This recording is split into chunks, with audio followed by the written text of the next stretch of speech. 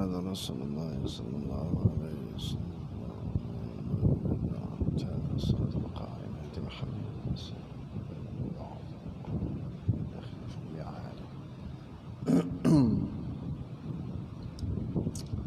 sambung sikit ya. Ni munabbih, orang yang membetulkan imam. Dia makmum yang betul-betul berada di belakang imam ni, dia ada 3 peranan. Kena ingat. Pertama, dia dipanggil sebagai munabbih. Dipanggil munabbih. Yang kedua, dia adalah sebagai muballigh. Muballigh. Yang ketiga sebagai mustakhlif. Munabbih adalah orang yang membetulkan imam. Kalau imam silap dalam rukun, dialah orang yang nak kena sebut subhanallah, kena kena tunjukkan mana yang betul, mana yang salah, tersilap bacaan. Ni munabbih punya kerja ni. Ni kat belakang 2-3 orang yang betul-betul belakang imam ni. Dia ada tugas berat. Apa-apa berlaku pada imam, dialah bertanggungjawab. Imam tombang ke, dialah yang kena ganti. Kalau mesti kata imam tombang, tuan-tuan, tidak boleh dibiarkan makmum yang ada tu berada dalam keadaan orang kata apa, termangu-mangu, tak ada imam kan? Melebihi daripada kadar satu rukun. Kalau mesti katalah imam keluar lah, mesti kata terkentut ke apa mana, ataupun imam tumbang, kena ada seorang terus pergi masuk.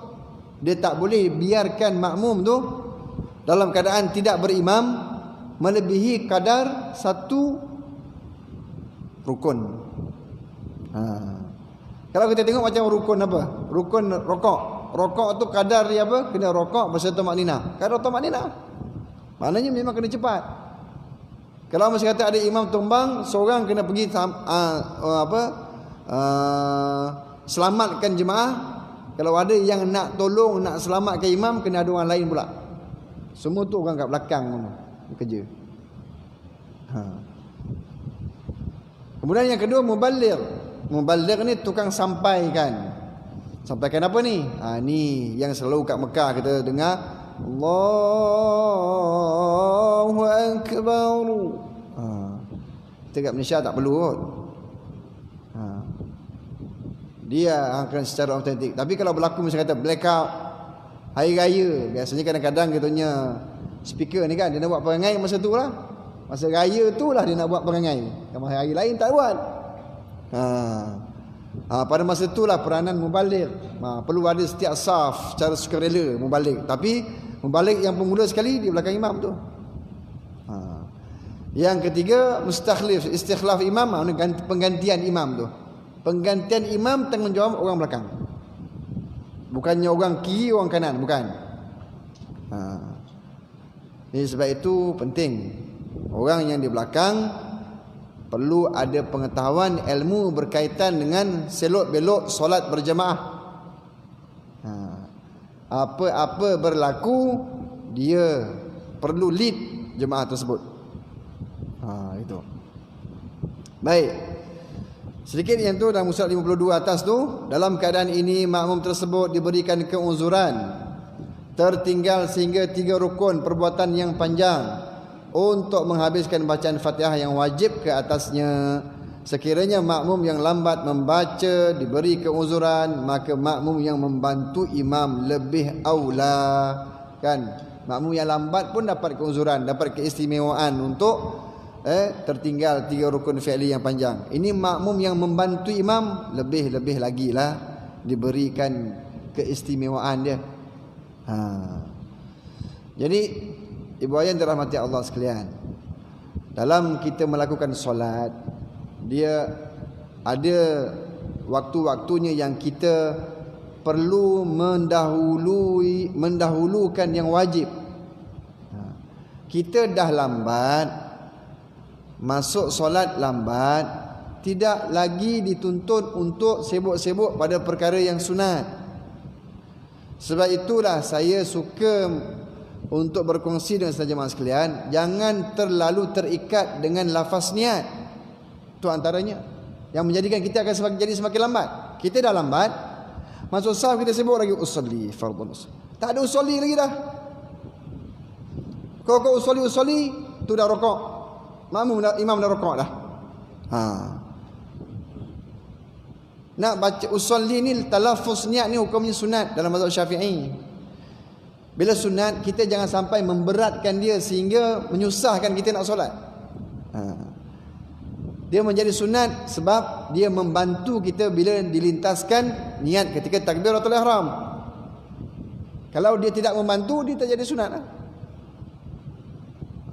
Bila dah lambat dia terus je sampai masuk saf je, Allahu Akbar. Qasad ta'arud ta'yin itu kena selesaikan dulu ketika takbiratul ihram. Lepas tu barulah mengikut imam ke, menjadi makmum ke. Sebab nak dapatkan tu supaya kita dapat rokok tu nanti. Bila dah lambat, jangan lagi nak baca a'udzubillahi minasyaitonirrajim. Itu pun tak dituntut. Doa iftitah tak dituntut, a'udzubillah tidak dituntut. Baca Fatihah, baca yang wajib sahaja. Yang ini ambil tips ni, supaya solat kita sentiasa dalam keadaan betul dari segi hukum. Jangan sampai kita punya kefahaman lain sebenarnya dari segi hukum lain. Rugi kita. Utamanya dari segi nanti bilangan rakaat. Bilangan rakaat kita tak tepat, macam mana sembahyang kita? Kita menyangka kita cukup 4 rakaat, rupanya kita baru 3. Sebab tadi kita sampai-sampai tadi kita tak terus rokok bersama dengan imam. Ketika imam rokok, imam naik i'tidal, baru kita rokok. Sangkaan kita rokaan itu kita dapat. Sedangkan tak dapat. Di sini berlakunya kesilapan. Jadi itulah saya rasa pengungsian kita pada malam ini. Akan datang kita akan pergi kepada fasal yang seterusnya. Wallahu ta'ala a'lam. Ya, sila.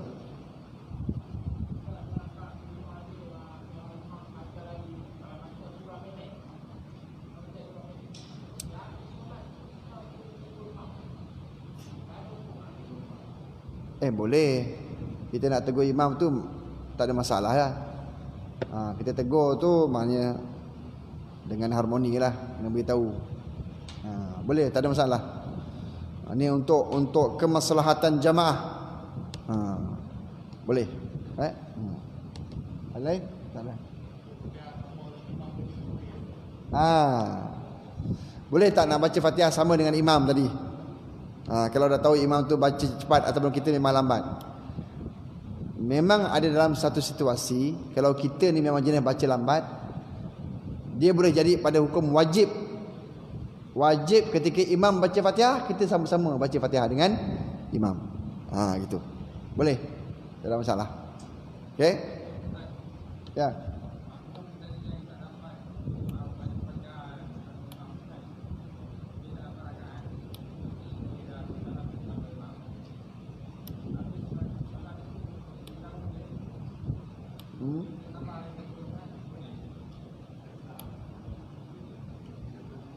Maksudnya macam mana? Dia makmum ni. Makmum atau imam? Makmum. Dia tak dapat rakaat, okey.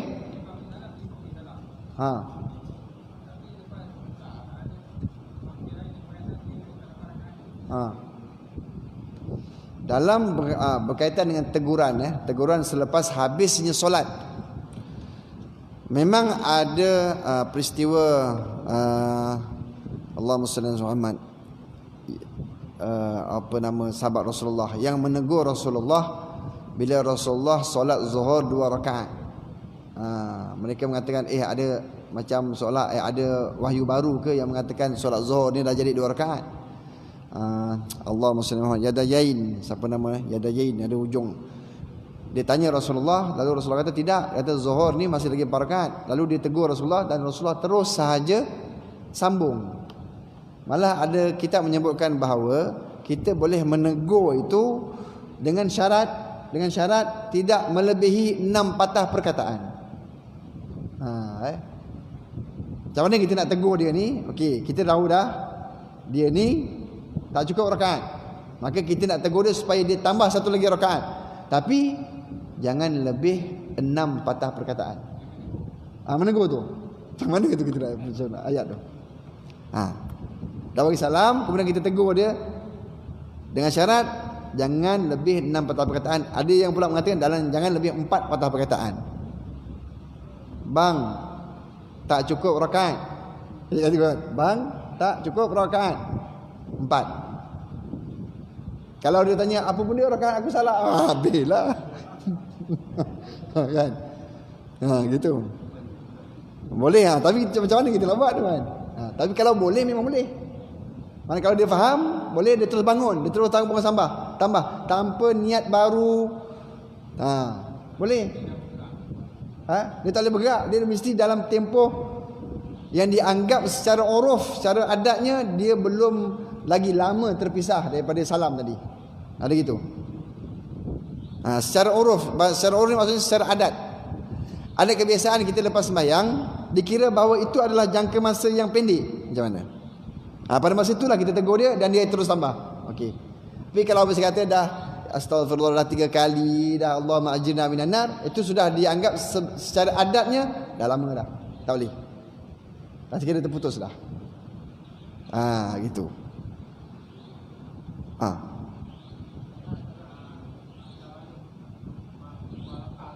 Mufaraqah.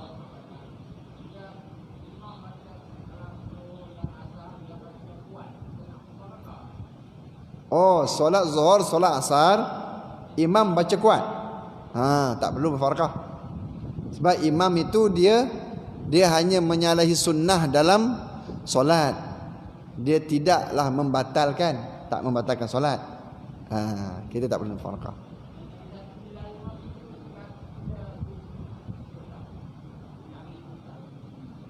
Jari itu tak betul. Dianggap bahawa dalam perbuatan rukun-rukun perbuatan ni, rukun-rukun perbuatan, bila tidak berlakunya kedudukan yang tidak tepat, dia tidaklah membawa kepada tidak sah solat. Cuma kecacatanlah dalam orang kata kualiti ataupun nilai solat tu. Nanti dah lepas solat kena tegur lah. Terutamanya dari imam. Okey. Dia tidaklah membawa kepada batal solat. Tidak membawa kepada batal solat. Cuma cacat dari segi itulah solat. Okey, wallahu taala a'lam. Ya, silakan. Ya.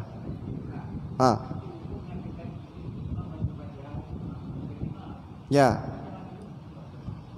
Hukum makmum mendengar bacaan imam ni sunat. Dia bukannya menjadi wajib. Sebab kita nak dapatkan waktu yang maknanya apa? Waktu yang paling afdal. Waktu yang paling afdal bagi makmum membaca Fatihah adalah selepas imam membaca Fatihah. Jadi tanggungjawab makmum ketika imam baca Fatihah mendengar supaya dapat pahala mendengar bacaan Quran. Tapi sekiranya berlaku yang tadi, ada keuzuran, bacaan lambat dan sebagainya, dia boleh menjadi wajib kepada makmum tu untuk sama-sama baca Fatihah bersama dengan imam. Dan satu lagi, dalam membicarakan pembahagian rukun-rukun dalam solat, yang kita memang tak boleh mendahului imam ni rukun fi'li, rokok, i'tidal, okay? Tapi kalau kita mendahului ataupun serentak pada imam dalam rukun qauli, tak apa. Maknanya ada keringanan lah, boleh kita nak baca serentak bersama dengan imam. Okay? Wallahu ta'ala a'lam. A'udzu billahi samil alim minasyaitonir rajim. Bismillahirrahmanirrahim. Allahumma shalli wa sallim ala sayyidina Muhammad wa ala alihi wa sahbihi ajma'in. Allahumma ij'al jam'ana hadha jam'an marhuma wa tafarruqana min ba'dihi tafarruqan ma'suma wa la taj'al Allahumma fina wa la ma'ana ولا من يتبعنا شقيا ولا محروما ولا مطرودا. صلى الله على سيدنا محمد وعلى آله وصحبه وسلم والحمد لله رب العالمين. سبحانك اللهم وبحمدك أشهد أن لا إله إلا أنت أستغفرك وأتوب إليك. بسم الله الرحمن الرحيم. والعصر إن الإنسان لفي خسر إلا الذين آمنوا وعملوا الصالحات وتواصوا بالحق وتواصوا بالصبر. السلام عليكم ورحمة الله وبركاته.